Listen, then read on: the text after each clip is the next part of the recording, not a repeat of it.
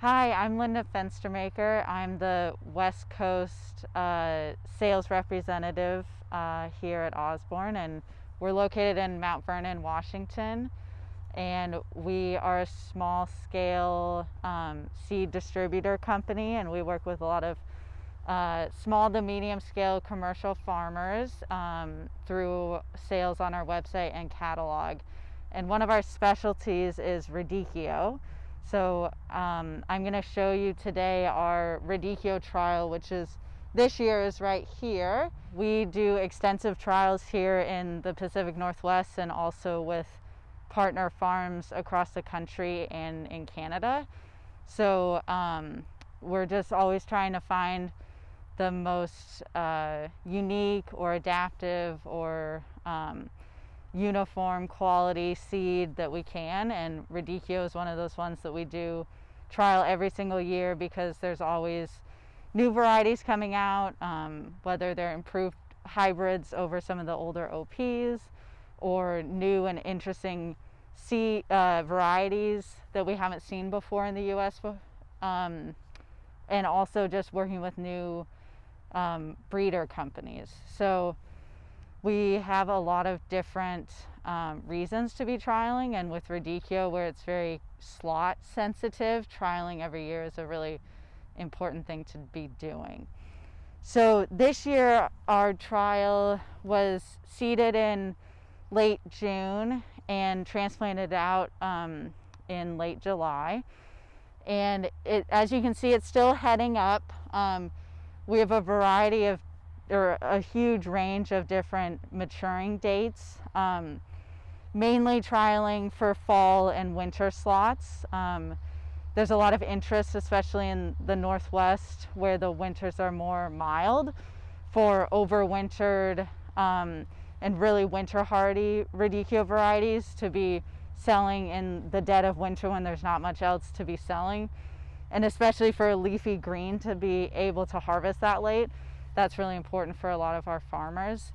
So that's something we're always trialing for, as well as the late maturing varieties. So some of them aren't quite ready. There are a few that are getting to be nice heads. So I'm here with Tim Terpstra, who's our trial manager, and he's the one that did all the work to get this ready. So I'm going to let him say a few words. Well, first of all, you helped plant it, which I appreciate. So. Yeah, I guess I did. Yeah, so we have more than 50 varieties here, organized by type, more or less, and we had better success on some than others in terms of germination, but I think we're going to have a good overall look at it. 600 feet going all the way back, and yeah, we're keeping it clean and seeing what happens to it. We love Radicchio so much that we put it on the cover of our catalog for 2020. So this is the catalog that has been out, and our new one is coming out in November. So, but we put in kind of a nice display of all the different types that we carry. And we also put together, because there's such growing interest in Radicchio and lots of people that are growing it that have never grown it before, we put together this kind of growing slot chart to try to help people understand a little more of how to successfully grow Radicchio. As many people know, it can be challenging, but very rewarding when you get it right. So we have our slots here that are by season. And then the dates of maturity, you can also kind of tell the later maturing ones are more for your fall and winter slot, and the earlier maturing ones are more for your spring and summer slot. So it's like onions, where they're slotted because they're day length and temperature sensitive. So you need to make sure you have the right ones for the right growing season. Otherwise they'll bolt or they won't head up, and it'll be frustrating. We also now have at least one of every type of Radicchio that's available. So we have your classic Chioggia, we have Castelfranco, we have Lucia, we have even some of the Tardivo types that you force either in the field or outdoors. So, and then of course the Rosalba, which is the pink specialty one that's become a pretty big favorite of growers here in the US.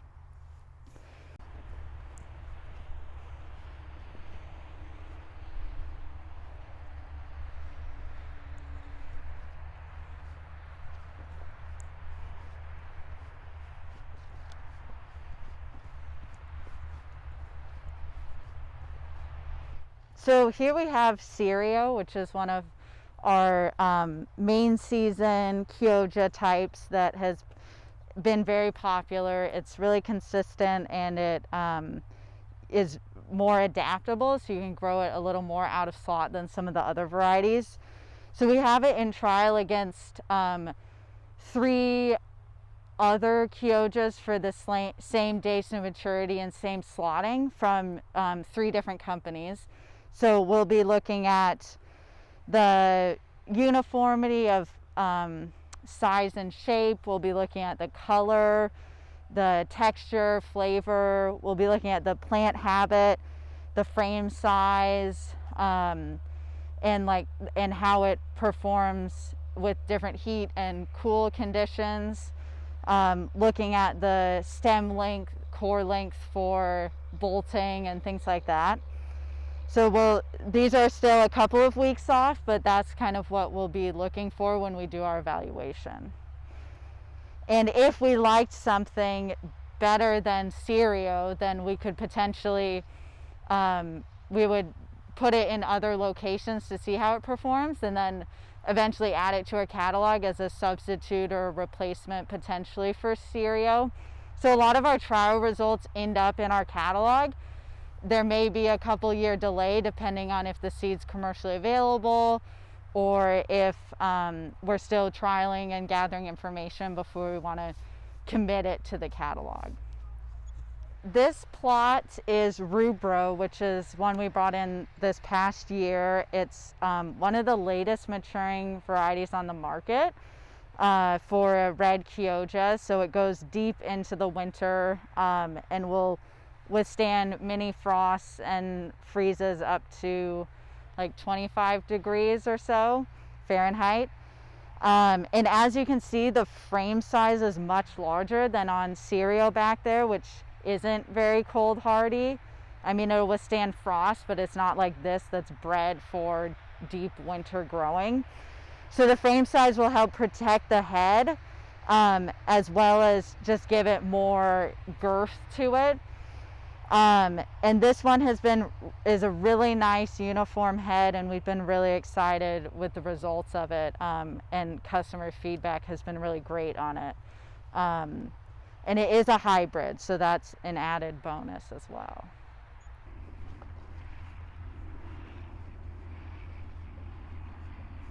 So this is Galileo, which is a new one for this year. It's a hybrid, and it's a Lucrezia type. So it's a round speckled type that has kind of a looser forming head than, say, a Chioggia. It's really uniform, really nice, like lighter texture, and flavor is less bitter than some of the other red types.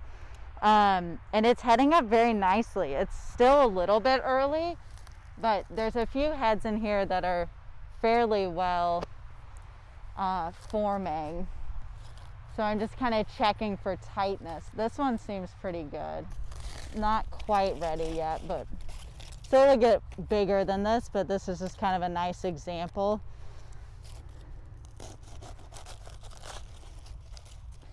Really beautiful internals. That classic speckled look. So this is Galileo.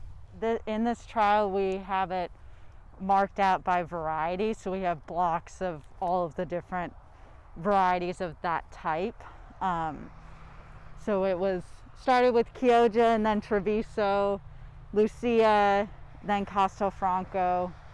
So we're in the specialty Castelfranco area now. So this is Lucrezia, which is a later maturing, late fall, early winter Castelfranco type.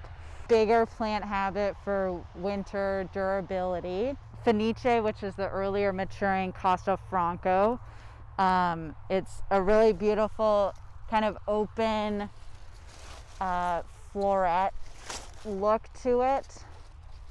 And I'm just trying to find one that's a little bit more tight. For these ones, because they're open at the top, you kind of have to feel the base for ones that are ready.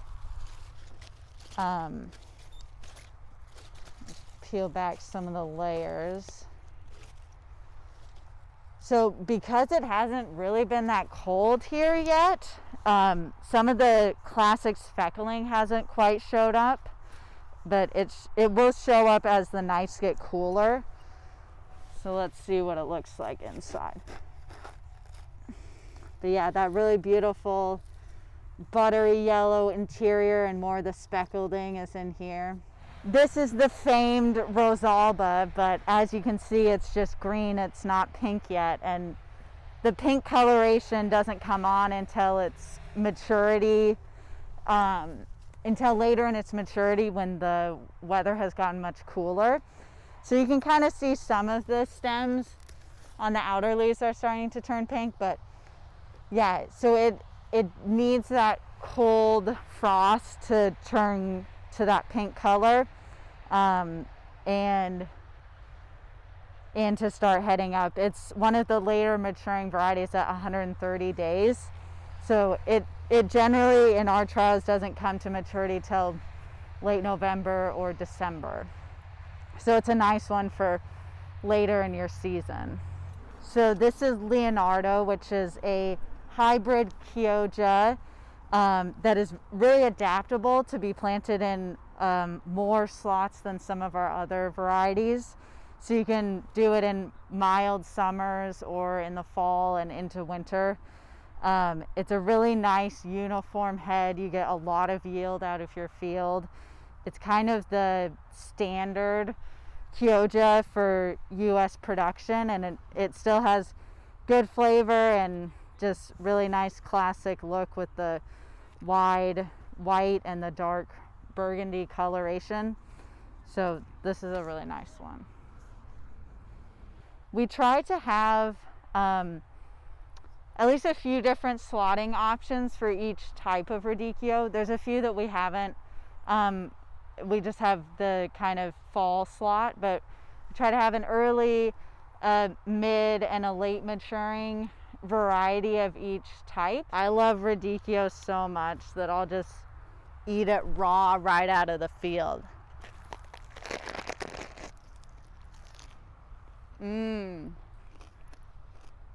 So good.